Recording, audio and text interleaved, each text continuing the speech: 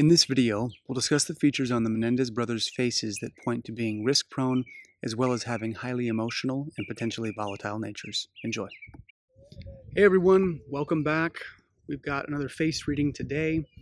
So who I'll be reading today is the Menendez Brothers. So it's two people, so I'm going to talk about both of their features in relation to each other, talk a little bit about the case.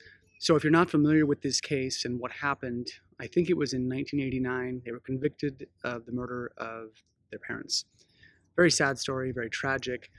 There was a movie, or maybe even movies made about them. But the thing I want to go over are their features in relation to what we know to be true about them. So I want to clear this up right now. I've had some comments where people are saying in the comment section, like, this would be a lot more impressive if you could just read a person you don't know and tell us everything about them. That's not how face reading works. And my job here is not to be predictive about people. I never make any claims about that. I don't think it's a good way to use face reading.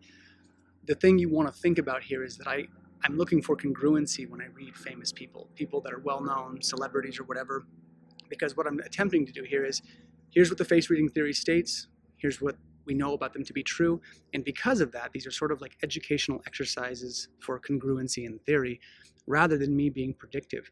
When I'm working with someone privately, I'm never trying to be predictive. What I'm doing is saying, hey, your features say this, and let's find out if you are using those metrics in your life, because if you're not, that's a problem, according to Eastern theory. So that being said, let's talk about their features. I'm going to start with Eric Menendez because his features are a bit more dominant. In a nutshell, he's the more aggressive looking of the two.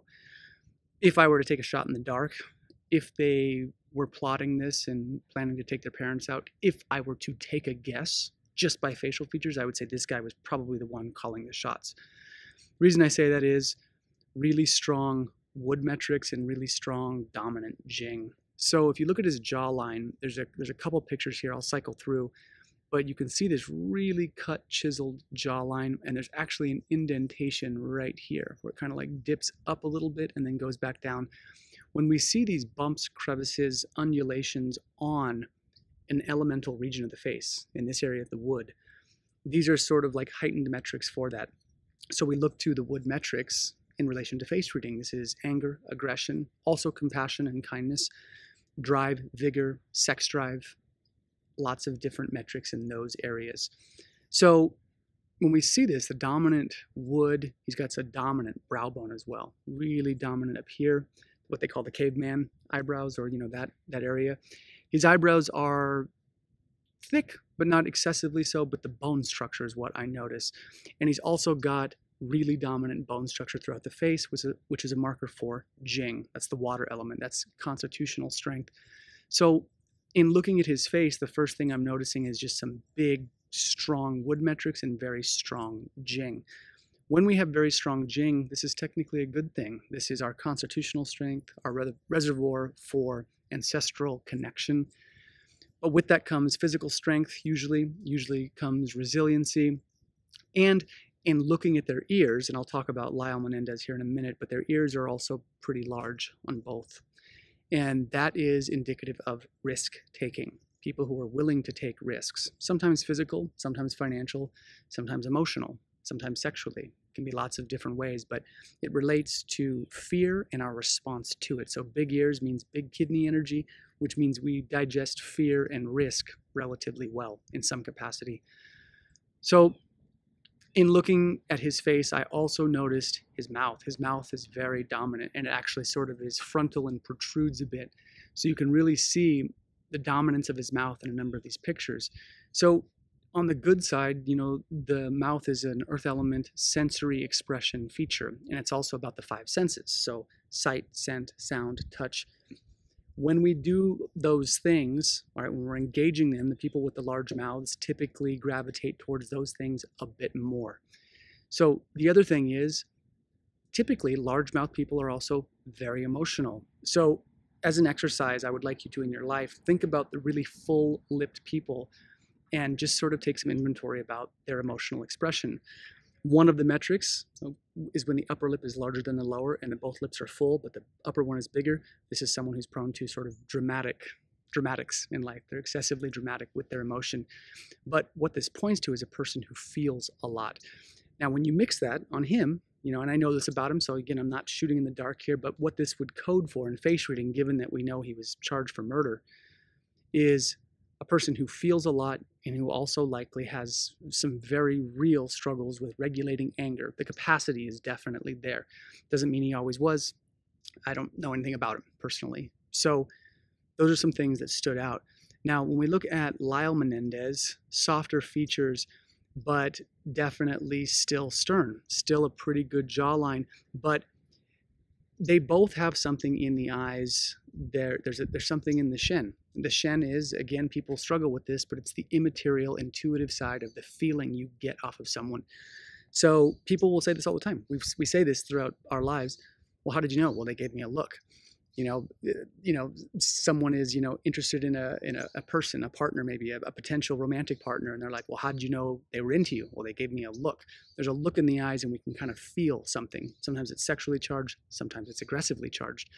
But when I look at Lyle Menendez's, it's hard to say, his shen, there's something penetrating, and both of them carry this. There's something they look like they're looking through you a bit. And while any of us can do that in any time, when we are in court for trial and you're watching these things happen and you're watching a person's face, psychological profilers do this as well. You want to look to those looks on the face. There are tells, and that disposition and that energetic, immaterial stuff that's coming out is relevant in face reading. So, Lyle Menendez, again, less dominant, but also has a dominant mouth. Also got some pretty big feelings in there. So given, what we know, if I were to sort of profile here and guess a little bit, at the crux of why these murders maybe took place were very emotional brothers, very emotional people, both of which had some strong wood metrics, risk-taking capacity. And unfortunately, in this particular life terrain for these people, this is how it went. So again, please don't, look at face reading as something where I'm trying to be predictive here. I'm definitely not. But you want to look at features. You want to look at what's happening in people's lives, and that congruency is how you start to learn about face reading.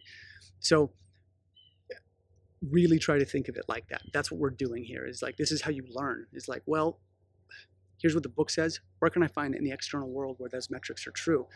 Now, people might say, well, when you do that, you can find a connection anywhere. And arguably, there's no way for me to defend that claim.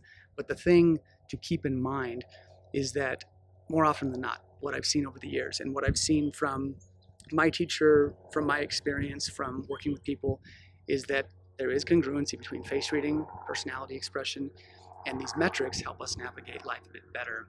So the last picture I'll show here is them older, in prison, and I would say that Eric Menendez still has a certain amount of intensity in those eyes. There's something that looks very intense. Lyle Menendez looks less threatening. Doesn't mean he didn't do it, but at least as he's aged, looks less so. He's also smiling here.